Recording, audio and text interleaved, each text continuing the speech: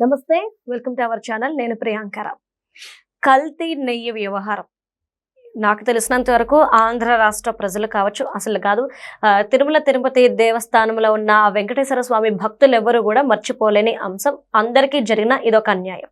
మరి ఈ నేపథ్యంలో ఈ కేసు ఎంతవరకు వచ్చింది అని ఆరా తీస్తే ఆల్మోస్ట్ కొత్త మలుపు తిరిగింది అని చెప్పేసి తెలుస్తుంది. ఎందుకంటే ఈవో ఏదైతే స్టేట్మెంట్ ఇచ్చారో, మరి ఆ స్టేట్మెంట్ ఈ వ్యవహారంలో ఒక మలుపు లాంటిది అని చెప్పేసి చాలా మంది అంటున్న మాట. అసలు ఈవో ఏం చెప్పారు విచారణలో అనేది తెలుసుకుందాం. మనతో మాట్లాడడానికి సీనియర్ జర్నలిస్ట్ సిఎస్ రావు గారు ఉన్నారు. ఆయన అడిగి తెలుసుకుందాం. నమస్కారం సార్. సార్, కల్తీ నెయ్యి వ్యవహారానికి సంబంధించి విచారణలో భాగంగా ఈవో ఒక స్టేట్మెంట్ ఇచ్చినట్లు తెలుస్తుంది. ఈ స్టేట్మెంట్ ఏదైతే ఉందో ఇప్పుడు ఒక కీలకమైన మలుపు తిరిగింది ఈ కేసు అని చెప్పేసి అంటున్నారు. అసలు ఈ ఈవో ఏం స్టేట్మెంట్ ఇచ్చారు? సిబిఐ ఏర్పాటు చేసినటువంటి సిట్ సుప్రీంకోర్టు ఆదేశాల మేరకు సిట్ విచారణ సాగిస్తుంది. అవును.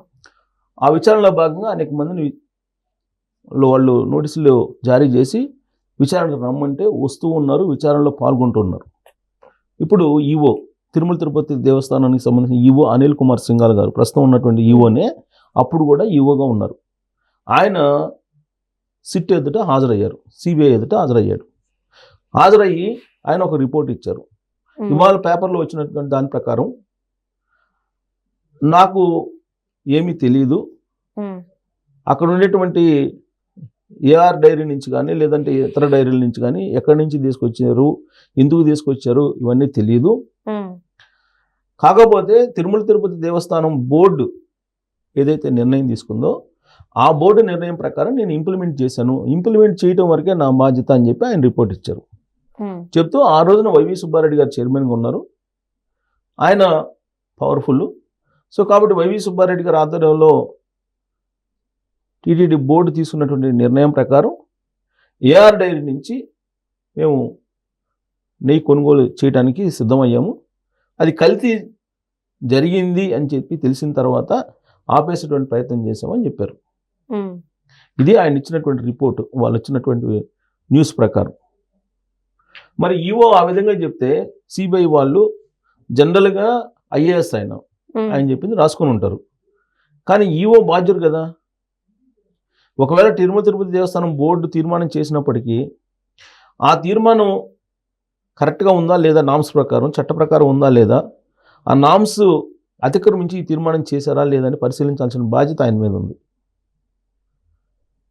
బోర్డు తీర్మానం చేసింది కదా అని చెప్పేసి ఇష్టానుసారం ఈఓలు ఐఏఎస్లు ఎగ్జిక్యూటివ్ సిస్టమ్ అనేది ఇంప్లిమెంట్ చేస్తామంటే కుదరదు. ఎగ్జిక్యూటివ్ సిస్టమ్ ఒక ఫైల్ తయారు చేసేటప్పుడు చట్టం ప్రకారం రాజ్యాంగం ప్రకారం ఉందా లేదా చూసుకొని ఫైల్ తయారు చేయాలి. అది వాళ్ళ బాధ్యత. ఇప్పుడు మనకి సమాజాన్ని రాజ్యాంగం ప్రకారం 4 పిల్లర్స్గా ఉంది: legislation, executive system, judiciary and media. నాలుగో వేలు మీడియా అనేది. దానికి ఏమి రక్షణ అనేది ఏదో కొంత ఉంది, కానీ పూర్తిస్థాయిలో మీడియాకి అయితే లేదు. కానీ మిగతా 3 వ్యవస్థలు అయితే ఉన్నాయి కదా, ఈ మిగతా 3 వ్యవస్థలు ఎవరికి వాళ్ళే మా వ్యవస్థ గొప్పది అనేటువంటి పరిస్థితుల్లో ఉంది ఇవాళ. జ్యుడిషియరీ మేమే గొప్ప అంటుంది, లెజిస్లేషన్ మేమే గొప్ప అంటుంది,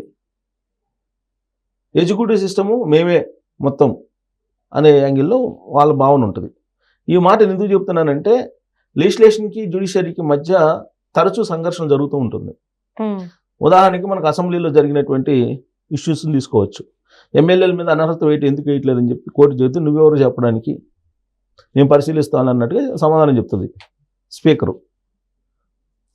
ఆధ్వర్యంలో వ్యవస్థ. సో కాబట్టి లెజిస్లేషన్లోకి జ్యుడిషియరీ ఎంటర్ కాదు, అలాగే జ్యుడిషియరీలోకి లెజిస్లేషన్ కూడా ఎంటర్ కాదు. సన్ని లక్ష్మణ్ రేఖ ఉంటుంది, ఆ లక్ష్మణ్ రేఖను వాళ్ళు దాటరు వీళ్ళు దాటరు, కాకపోతే మధ్యలో సంఘర్షణ జరుగుతూ ఉంటుంది. అలాగే ఎగ్జిక్యూటివ్ సిస్టమ్ చేయాల్సింది ఏంది, లెజిస్లేషన్ తయారు చేసినటువంటి చట్టాలని ఇంప్లిమెంట్ చేయాలి. ఆ చట్టాలను ఇంప్లిమెంట్ చేసేటప్పుడు ఫైల్ పుట్టప్ కానీ ఇవన్నీ చేసేది ఎవరు? ఎగ్జిక్యూటివ్ సిస్టమ్ తయారు చేస్తుంది. అవి రాజ్యాంగబద్ధంగా ఉండాలి, లేదా రాజ్యాంగాన్ని మార్చుకోవాలి. రాజ్యాంగాన్ని మార్చాలంటే ఢిల్లీలో మారుస్తారు, ఇక్కడ బోర్డు మార్చదుగా. బోర్డు స్వయం ప్రతిపత్తి కలిగినటువంటి సంస్థ అయితే కాదుగా. తిరుమల తిరుపతి దేవస్థానం బోర్డు స్వయం ప్రతిపత్తి కలిగినటువంటి బోర్డు ఏం కాదు, ప్రభుత్వ ఆధీనంలో ఉంటుంది. కొన్ని మార్గదర్శకాలు ఉంటే ఆ మార్గదర్శకాలకు అనుగుణంగా నడుచుకోవాలి. అంతే తప్ప మేము ఆ బాబా డైరీకి ఇస్తాం, లేదంటే ఏఆర్ డైరీకి ఇస్తాం అని అంటే లీటరు పాలు కూడా సేకరించలేనటువంటి డైరీ నుంచి నెయ్యి ఎలా వస్తుంది అసలు అనేది ఆలోచించాలిగా. బోలేబాబా డైరీ ఉంది, బోలేబాబా డైరీ నుంచి తీసుకొచ్చారు. బోలేబాబా డైరీకి అసలు ఆ కెపాసిటీ ఉందా లేదని తెలియదు, ఛత్తీస్గఢ్లోనే ఉంది అది. ఆ బోలేబాబా డైరీ నుంచి దానికి కెపాసిటీ లేకుండా దాని నుంచి నెయ్యి సేకరించినట్టు రికార్డ్స్ ఉన్నాయి. అది ఎక్కడి నుంచి సేకరించిందంటే ఏఆర్ డైరీ అను విష్ణు డైరీ ఏదో ఉంది ఒకటి.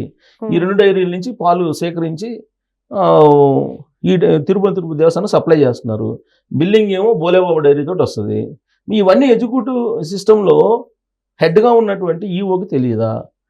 ఈఓ ఆ రోజున అనిల్ కుమార్ సింఘాల్ గారు ఉన్నారు. మరి అనిల్ కుమార్ సింఘాల్ గారికి ఇవన్నీ తెలియదా? ఇప్పుడు సిబిఐ ఎదుట హాజరయ్యారు. సిబిఐ ఎదుట హాజరయ్యి నాకు సంబంధం లేదు, బోర్డు చెప్పింది నేను చేశాను అన్నారు. ధర్మారెడ్డి అని ఒక ఆయన ఉన్నాడు, రిటైర్డ్ ఈఓ. ఆయన కూడా ఇదే చెప్పారు. ఆయన కూడా మేము అక్కడ నిర్ణయం తీసుకున్నారు, పవర్ఫుల్, మేము వాళ్ళు తీసుకున్న నిర్ణయాన్ని మేము ఇంప్లిమెంట్ చేసాం అన్నారు. తర్వాత మొన్న రీసెంట్గా మాజీ చైర్మన్ ఆయన కరుణాకర్ రెడ్డి గారు హాజరయ్యారు. కరుణాకర్ రెడ్డి గారు ఏం చెప్పారు? అదంతా ఎగ్జిక్యూటివ్ సిస్టమ్ చూసుకోవాలి, మాకు సంబంధం లేదు, అధికారులు చూసుకోవాలని చెప్పారు. సో వైవి సుబ్బారెడ్డి గారు వచ్చారు, వైవి సుబ్బారెడ్డి గారు కూడా హాజరయ్యారు. వైవి సుబ్బారెడ్డి గారు ఏం చెప్పారు? దానికి ఒక కమిటీ ఉంది, ఏది క్వాలిటీ కంట్రోల్ సంబంధించినటువంటి కమిటీ ఉంది, ఆ కమిటీకి అప్పచెప్పాం, ఆ కమిటీ చూసుకుంటుంది, కమిటీ ఇచ్చినటువంటి రిపోర్ట్ తోటి మేము ఓకే చేసాం బోర్డు అని చెప్పారు. కమిటీలో ఎవరెవరు ఉన్నారు? ప్రశాంత్ రెడ్డి గారు, ఇప్పుడు తెలుగుదేశం పార్టీ ఎమ్మెల్యే. తర్వాత జంగా కృష్ణమూర్తి గారు అనుకుంటా, ఆయన కూడా ఉన్నారు. ఇప్పుడు ఆయన కూడా బోర్డు మెంబర్ ఇప్పుడు ప్రజెంట్ కూడా. సో తెలుగుదేశం పార్టీలో ఇప్పుడు ఉన్నటువంటి వాళ్ళు కూడా అప్పుడు ఉన్నారు. ఆ క్వాలిటీ కంట్రోల్కి సంబంధించినట్టు సబ్ కమిటీని వేశారు అప్పుడు. ఆ సబ్ కమిటీలో వీళ్ళు కూడా ఉన్నారు, వీళ్ళు కూడా హాజరయ్యారు రీసెంట్గా. సో వాళ్ళు ఏం చెప్తారు? వైవి సుబ్బారెడ్డి గారు సబ్ కమిటీ ఇచ్చింది రిపోర్టు, కాబట్టి సబ్ కమిటీ రిపోర్ట్ని బేస్ చేసుకొని మేము బోర్డులో తీర్మానం చేశామని ఆయన అంటారు. కానీ వీళ్ళేమో మేము ఎక్కువ కాలం లేవో మాకు తెలియదని వీళ్ళు అంటున్నారు. మాకు ఎక్కువ కాలం లేవు, మాకు తెలియదు, అది వాళ్ళు ఏదో నామ్స్ పంపించారు, మేము పరిశీలించేసి పంపించాను వీళ్ళు అంటారు. సరే, ప్రొక్యూర్మెంట్ డిపార్ట్మెంట్కి సంబంధించిన అధికారిని పిలిచారు, విచారించారు. ఆయన ఏం చెబుతారు? చైర్మన్ ఉన్నారు, చైర్మన్ పవర్ఫుల్, వాళ్ళు చూడమన్నారు, మేము చూసి వచ్చాం. మరి బోలేబాబా డైరీకి మీరు వెళ్ళారంటే వెళ్ళాం. మరి వెళ్ళి ఏం పరిశీలించారు? మీరు వాళ్ళు తీసుకున్న లంచం డబ్బులు ఏమైనా తీసుకున్నారంటే తీసుకోలేదు మేము. మరి 1 లీటర్ కూడా పాలు సేకరించినటువంటి డైరీ నుంచి మీకు కొన్ని టన్నుల కొద్ది నెయ్యి ఎలా వస్తుంది? 1 లీటర్ పాలు లేకుండా టన్నుల కొద్ది నెయ్యి ఎలా వస్తుంది? దీనికి సమాధానం ఎవరు చెప్పట్లా. వీళ్ళేమో పై అధికారులు చెప్పింది మేము విన్నాం అంటారు. ఈ చైర్మన్లు ఏమో అది అధికారులు చూసుకోవాలి, మాకేం పని అని చైర్మన్లు అంటారు. మరి ఇంకెవరు చూసుకోవాలి? ఆ దేవదేవుడు చూసుకోవాలి. ఇప్పుడు ఈవో హాజరయ్యారు. ఇప్పుడు ఈవోనే అప్పుడు ఈవోగా ఉన్నాడు. 2023లో కూడా ఈయన ఈవో ఉన్నాడు. ఈవోగా ఉన్నప్పుడే కల్తీ నెయ్యికి సంబంధించినట్టు ఈ టెండర్ వ్యవహారం ప్రక్రియ అదంతా జరిగింది. అది సక్రమంగా జరుగుతుందా లేదా అనేది చూసుకోవాల్సింది ఎగ్జిక్యూటివ్ సిస్టంలో ఉండేటువంటి వాళ్ళు.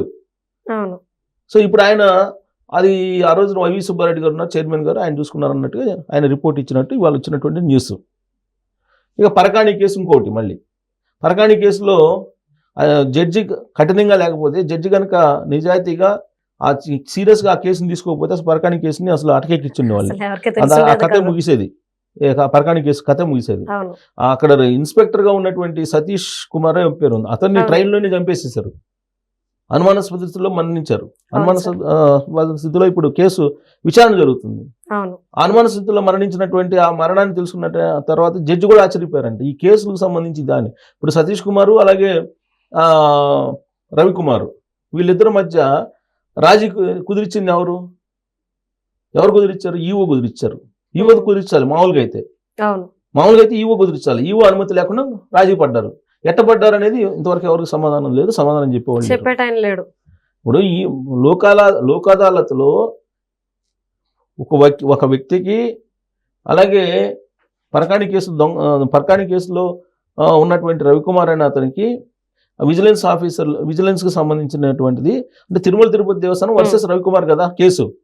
మరి తిరుపతి దేవస్థానం అంటే అది ఎవరు బాధ్యత? ఈవో బాధ్యత. ఈవో మరి రాజీ పడమని చెప్పి ఏమన్నా మీకు లెటర్ ఇచ్చారా అంటే ఇవ్వాల. ఇవ్వలా. మరి ఎవరు చెప్తే మీరు రాజీ పడ్డారు అని అంటే ఇంతవరకు సమాధానం లేదు. సో ఈ 2 కేసులు, పరకాణి కేసు కానీ కల్తీ నెయ్యి కేసు కానీ, ఇవి 2 కోర్టులకు కూడా వాళ్ళు వినిపిస్తున్నటువంటి వాదనలు కనుక చూస్తే, లేదా సిబిఐ విచారణలో వాళ్ళు చెప్తున్నటువంటి మాటలను కనుక చూస్తే, ఒకరి మీద ఒకరు చెప్పుకుంటున్నారు తప్పితే అసలు ఎవరు చేశారనేది ఇంతవరకు బయట రావట్లా. అదే. సో ఇప్పుడు ఆ రోజు ఉన్నటువంటి చైర్మన్లను తప్పు పట్టాలా, లేదంటే ఆ రోజు ఉన్నటువంటి అధికార యంత్రాంగాన్ని తప్పు పట్టాలా అనేది ఇవాళ వరకు కూడా స్పష్టత రాదు. Right. Thank you so much sir. Thank you.